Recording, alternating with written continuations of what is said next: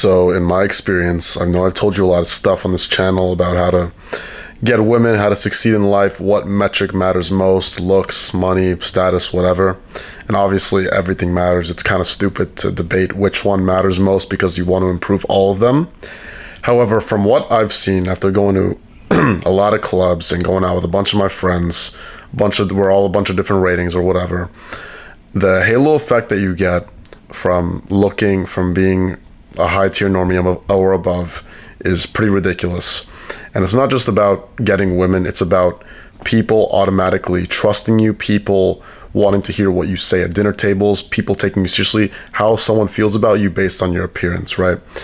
Your appearance is almost like, it like transcends reality, if that makes sense. Like there's something soulful about the appearance that is very, very hard to replicate, and everybody will say like it's just entirely your genetics, but I think there's something much more mystical at play when it comes to your appearance and why you look the way that you do, whether it be because of your personality or because of the things that you've gone through along your lifetime has had an effect on the way that you move your face and the way everything builds. You know, your discipline, you know, think about the guy who's always on a boat every day working hard, even since when he's very young, compared to the guy who's been watching TV from age 0 to 12 years old. They're going to obviously look different, right? Even with different genetics, there's so many things at play that make up what you look like.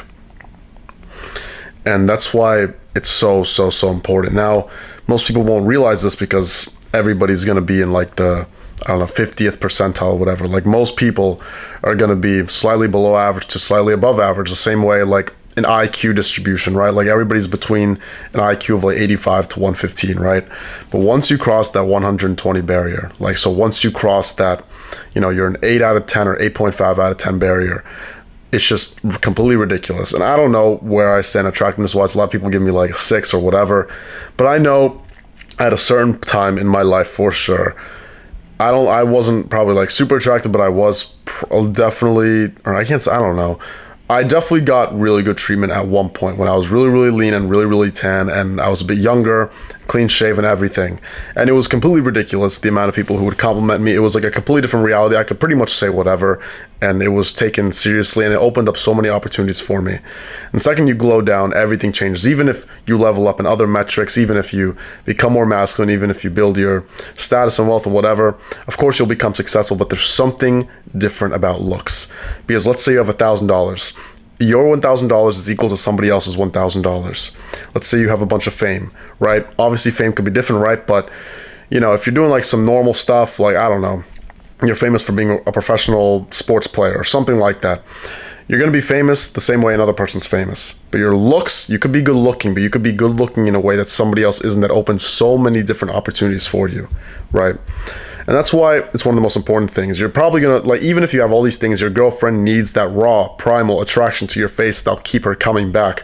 That she always will remember your face because she wants to see your face over and over and over again. She wants to wake up and is happy when she looks next to you, compared to some guy who might have fame, might have everything, but she doesn't feel those feelings when she looks at him in the eye.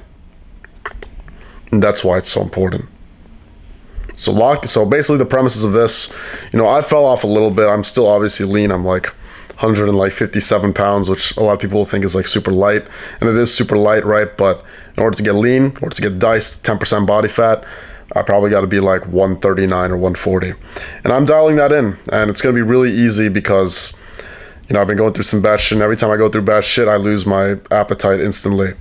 And that's going to be the 70% of the way you improve your looks and your eye area, right? So yeah, and tanning. So I'm just going to pin Milano tan most likely, and I'm not going to fucking eat for the next month. And it's not going to be hard because I'm so sad. It's the only thing I want to do right now. Peace.